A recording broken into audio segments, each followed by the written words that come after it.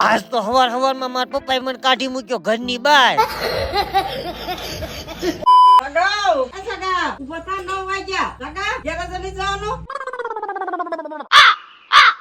रुको जरा सबर करो. રાતના 3 વાગ્યા સુધી ફોન ઘુમડો છો.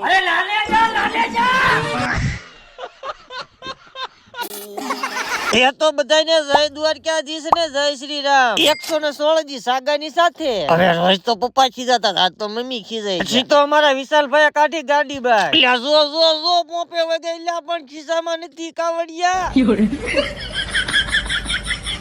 અને પછી ગેરેજ આવીને બોલાવા મળ્યા બે બાકાજી.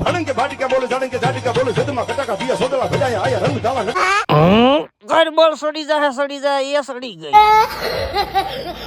એમ નવરો બેઠો હું તો વાળ હરખો કરતો હતો ને અમારા વિશાલભાઈ ફુવારો મારતો. પછી તો બાર બપોરે આવી ગયો આપડી પાસે લાલ કલર નું ટ્રેક્ટર ને વાહે જોડ લીધી લારી. જો આવડું આ કચરો ભરવા લાવે લારી.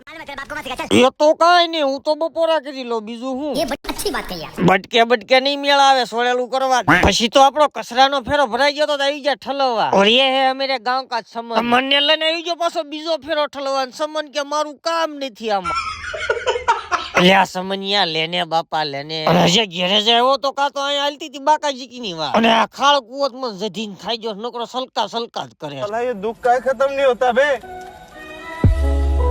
એમ કઈ નકરું સુખ નહીં થારું ને ભાઈ. હવે સુખ દુઃખ ની વાતો કરવામાં પડી ગઈ. હા પછી તો હું મિત્રો આપડી ગાડી કાઢીને થઈ જાય વાડી સાઈડ ઓન ધ વે. એ હારું હાલો ફોલો ન કરો, ફોલો કરી લો. મળવી છે કાલ. જય માતાજી.